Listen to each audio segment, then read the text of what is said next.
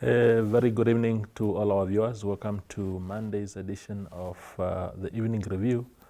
My name is Tewan Jabela, your host for today. Tonight on the show, we are joined by the Chief Executive Officer of TransNamib Holdings Limited, that is Johny Smith, to come to just bring us up to speed with the strike that is currently happening at the logistics company. Thank you, Johny, for making time.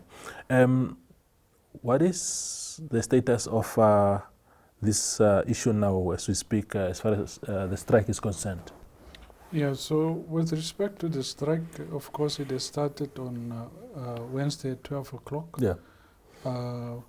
We don't have a complete standstill of our trains. Yeah. In actual fact, we have a good number of staff that is actually working. Okay. And supporting for us to run the trains.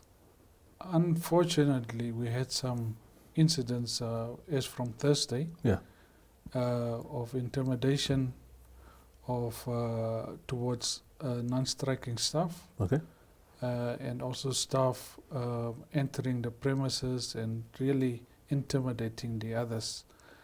So what we did is we actually did ask the union, can we discuss?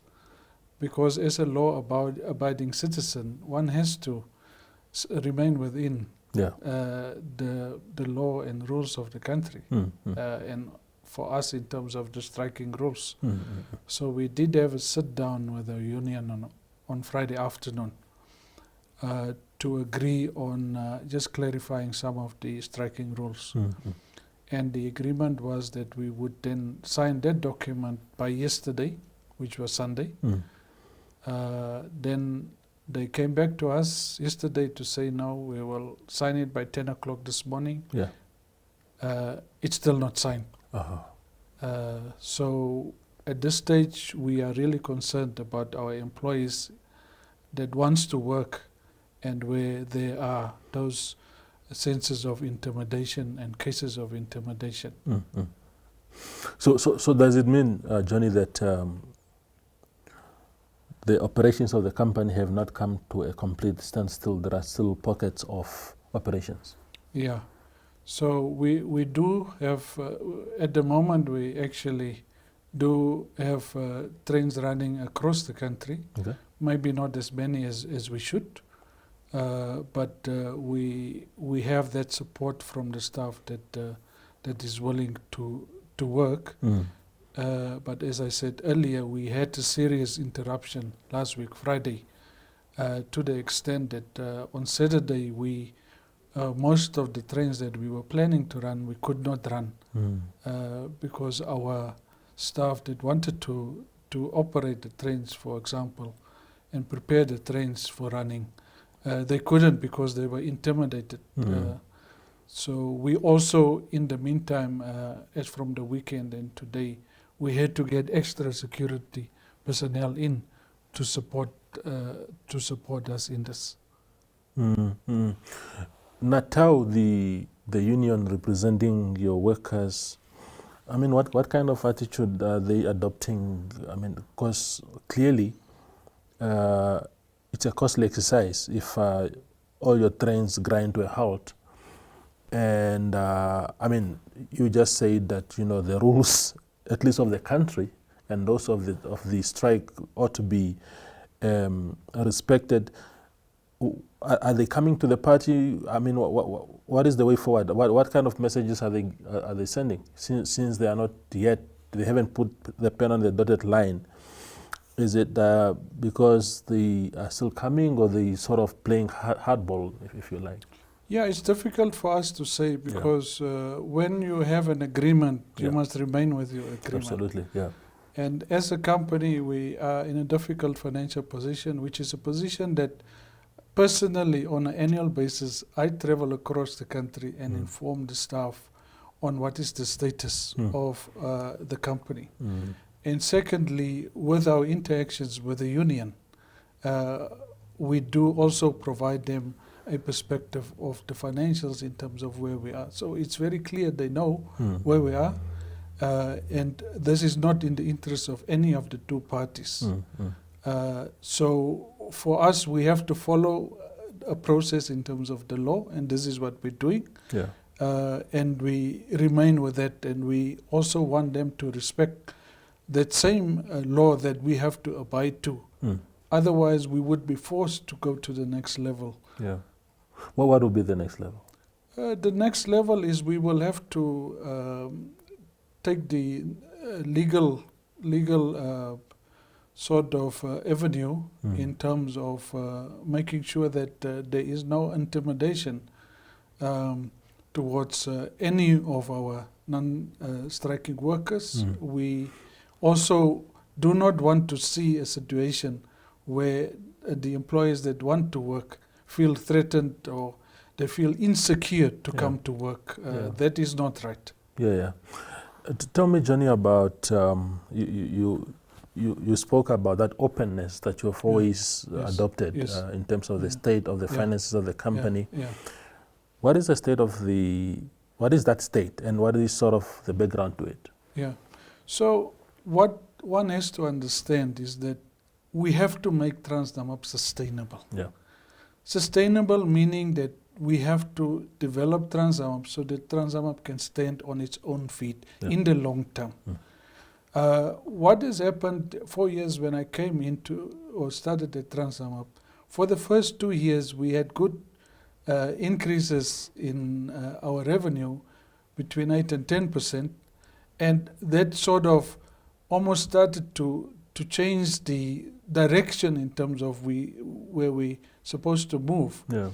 But unfortunately in 2020, when the first lockdown came, we had a loss of 50% of our income for that specific month of April 2020. And this has brought us now to a level where we have a significant backlog in terms of our income, and also in terms of us being able to support the maintenance program for our locomotives.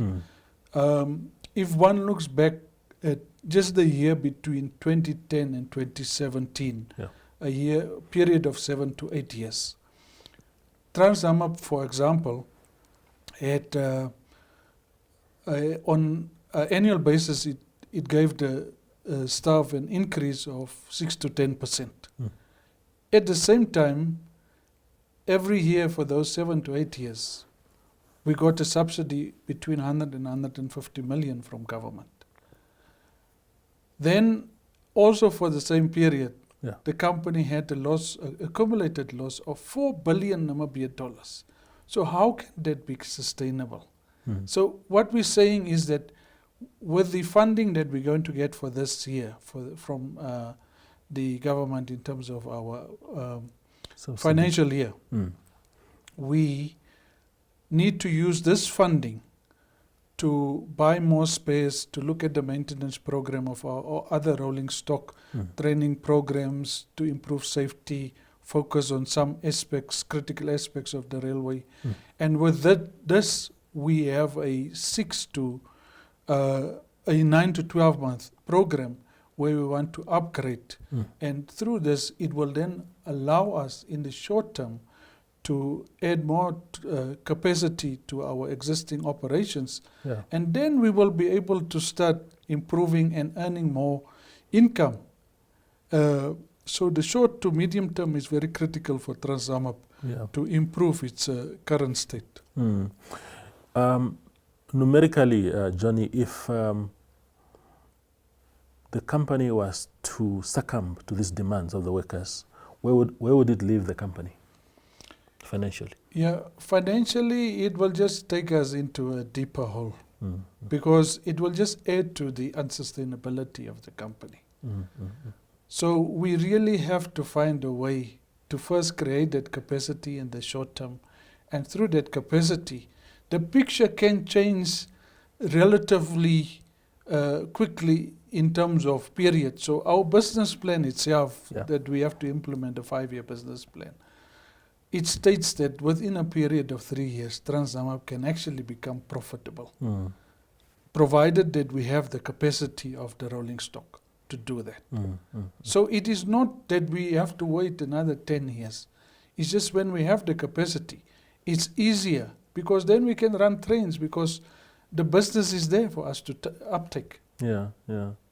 When last did your employees get any increment? So there was an increase, not a salary increase, but there was what we did in 2019. Yeah. There was a historical issue on the housing subsidy versus housing allowance. Yeah. So we changed the housing policy so that it can also make provision for those that maybe cannot afford a house, especially the staff at the lower levels. They were benefiting actually the most out of this. And through this process, it was equal to a salary increase because in some cases, a lot of the staff at the lower levels, they receive quite a big amount in terms of relative to the basic salaries. Yeah. So that's what we did. So to improve the condition at that time, and we also know what has happened, as I've indicated earlier, is from 2020. It's just became very difficult due to those losses that we had during the COVID pandemic. Yeah. So when you find yourself in a situation like you are in now, you know, workers embarking on a strike and demanding resources that are not there. I mean, what message are you giving them? Are you saying, look, bear with us? Are there any timelines, for example, to say we can't do it now, but we can do it a year from now or whatever? Or what sort of messages is coming from management to the staff? Yeah, so what we cannot promise a specific date. Yeah. It's very difficult because we first have to change the situation. So the last discussion that we had, and also the last message that we gave to the media through our chairperson, I think that was more than a week ago, was that we can review it in a year's time from now. Yeah. Because it's difficult to say now let's look at the next 6 months or let's look at 12 months. You have to review as the business is growing, as we are adding the capacity to the existing business. And we keep the staff informed in terms of where we are, and of course our shareholder also. Yeah, indeed. We go for a quick break and return for second half.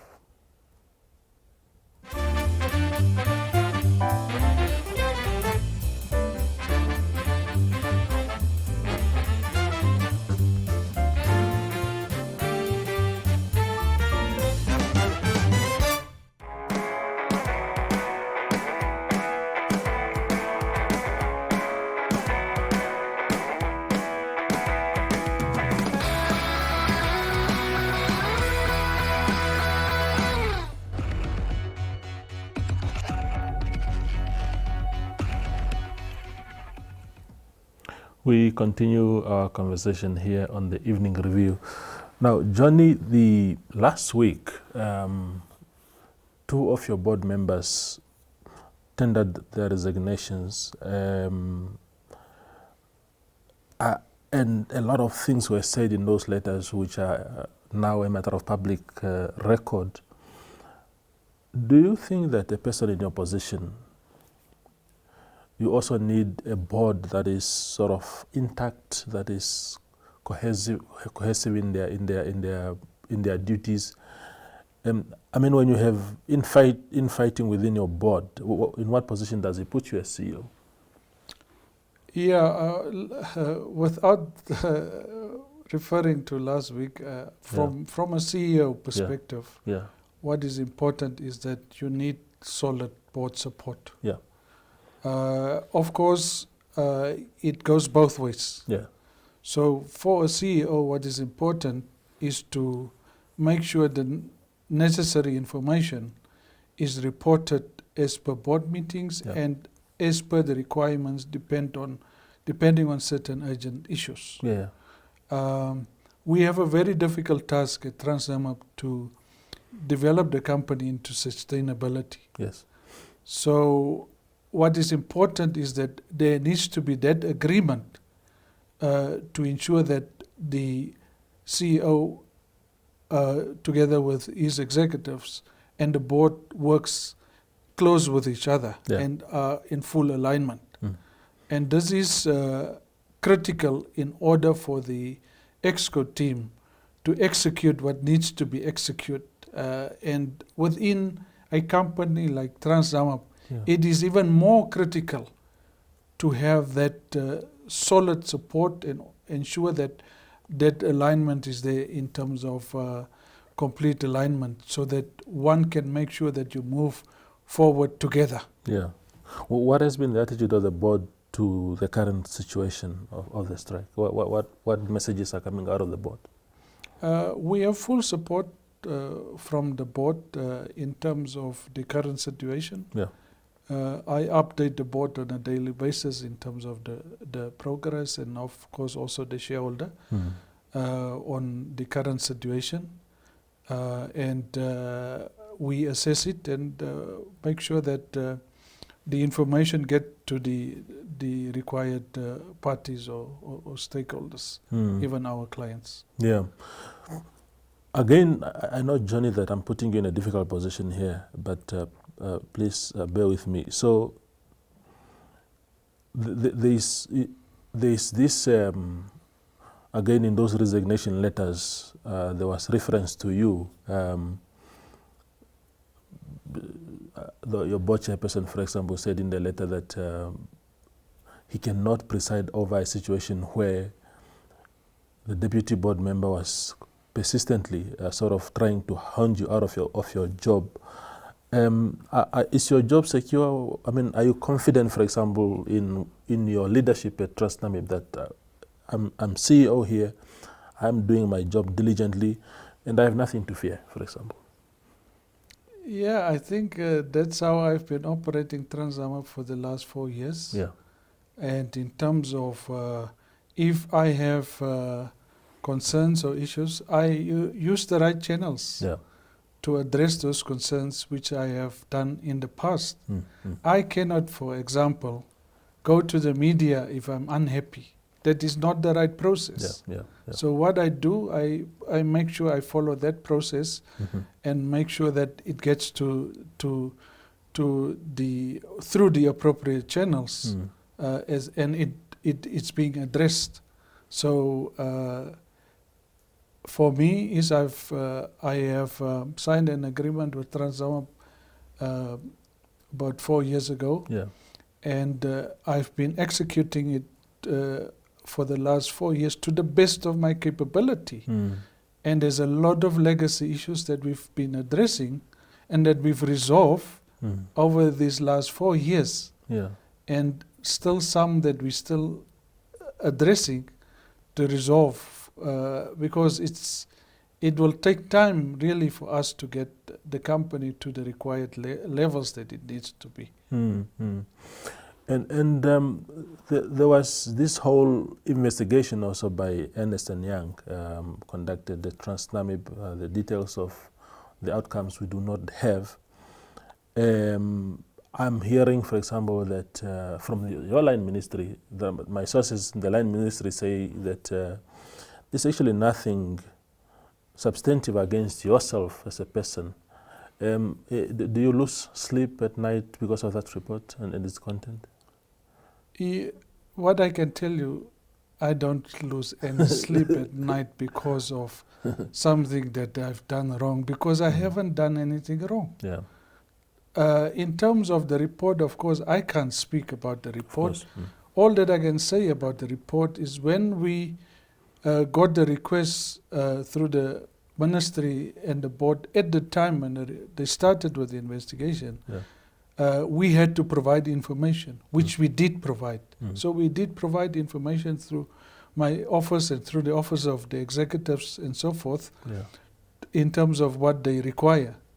So other than that, I can't say, because it's a report that was launched by the Ministry of Public Enterprises. What can you tell me, Johnny, about, you spoke about the legacy issues and having resolved some of them in those 4 years that you've been at the company. What are some of these things that you're proud of having achieved during your 4 years time at the company?